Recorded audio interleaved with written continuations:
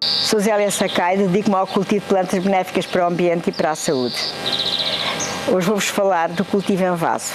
Esta é uma solução para pessoas que habitam no espaço urbano e que não dispõem de uma horta ou de um canteiro. Quantas vezes as casas têm apenas uma janela com um pouco de luz, mas basta 3, 4 plantas para alegrar uma casa. E o vaso permite-nos também o movimento. Trazemos as plantas para a janela, trazemos as plantas para a sala, trazemos as plantas para a cozinha e trazemos as plantas para o exterior para elas não ficarem saturadas. As plantas em vaso, como é um espaço muito limitado, requerem cuidados específicos. Começa-se por criar um ambiente salutar. No fundo do vaso colocam-se pedras em estado avançado de erosão para disponibilizarem minerais. Depois uma boa qualidade de terra e de composto orgânico, de preferência composto feito dos restos dos vegetais utilizados na nossa cozinha. Ou de folhas que já estão degradadas e que não se podem usar na alimentação. Depois a terra, a pedra, depois uma camada de terra, depois uma leve capa de composto, depois mais uma camada de terra e mais uma camada de composto. Coloca-se a planta, voltamos a colocar mais terra e composto, misturando-os e rega-se suavemente, lentamente, observando como a água vai sendo retida no vaso. De preferência, um prato no fundo do vaso para criar sempre uma umidade, não excessiva. Uma planta num vaso pode desenvolver muito bem, se for bem tratada, pode viver num espaço tão limitado durante 1, 2 anos, depende da variedade. Ao fim de 2 anos convém mudar toda a estrutura, menos as pedras. As pedras bastam ser lavadas e ser colocadas ao sol umas 3 a 5 horas. E recompõe-se tudo de novo. Nova terra, as mesmas pedras, nova terra, novo composto e a planta é limpa, tirando algumas raízes. Se a planta estiver saudável, utiliza-se a mesma planta.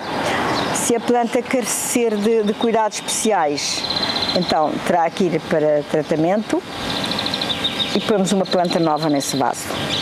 Se o vaso tiver com sinais de, por exemplo, escurecimento, que já são bactérias de má qualidade, deve ser lavado com água e sal e deve ficar ao ar durante uns 10 a 15 dias. Isto para manter um ambiente saudável. A planta em vaso requer muito mais higiene do que a planta na terra. A planta na terra tem a capacidade de regeneração própria. No vaso, o espaço é limitado e não se processa esse ciclo de regeneração. Também a planta não tem a mesma capacidade de se defender e de se recuperar, dado o espaço limitado. Por vezes é necessário juntar 2 plantas.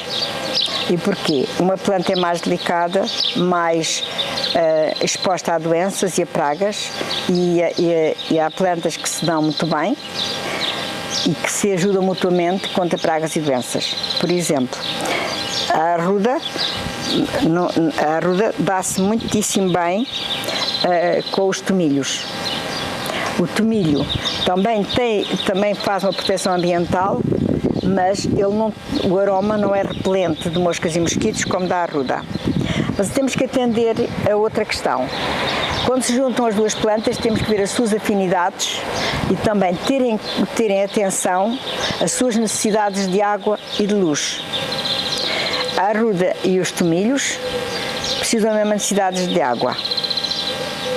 Também não juntar 2 plantas com aromas muito fortes, a arruda e o gerânio, por exemplo. Não se deve juntar. Têm ambos aromas bastante voláteis e bastante fortes. A arruda poderia-se juntar com a vara São Jorge, que não tem aroma, mas não pode ser. A vara São Jorge vive com pouca água. O mesmo acontece com a aloe e a arruda precisa de mais água. Temos que atender a todas estas particularidades das plantas quando pensamos no cultivo em vaso. O cultivo em vaso, por exemplo, para aromáticas para a cozinha. Isto é tão útil. Um vaso retangular, por exemplo, com mentas ou hortelã da cozinha, porque a menta desenvolve muita raiz e é mais fácil num vaso retangular porque expandem-se as raízes. E se for num vaso redondo, elas envolvem e fazem um novelo. Então, algumas mentas, não todas as mentas, desenvolvem muitas raízes. A melisa, por exemplo, não desenvolve, mas a maior parte das mentas, sobretudo a hortelã da cozinha. Cultivar sempre num vaso retangular, para esse excesso de raízes se desenvolver à horizontal. Prejudica menos a planta. A planta fica mais viçosa durante mais tempo. E não se deve juntar com nenhuma planta. Os coentros. É muito fácil cultivar os coentros em vaso, mas o coentro é muito atacado de doenças. Juntar a arruda com o coentro, colocar a arruda no centro, transplantar uma arruda e semear os coentros em volta da arruda. Também num vaso ou retangular, num vaso redondo, é indiferente.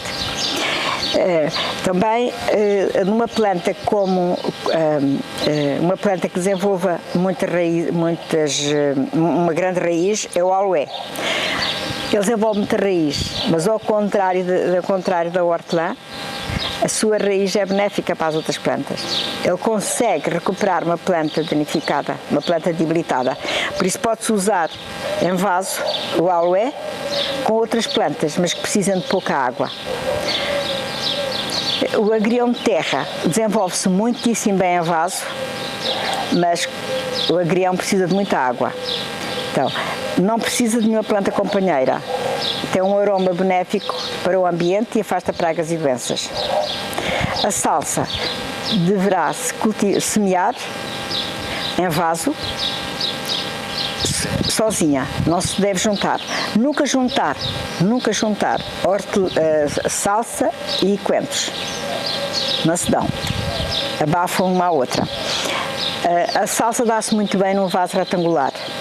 Estudar o formato da planta, como a planta se envolve e criar a estrutura do vaso muito semelhante à forma da planta. Essa é outra das atenções que temos de ter no cultivo em vaso.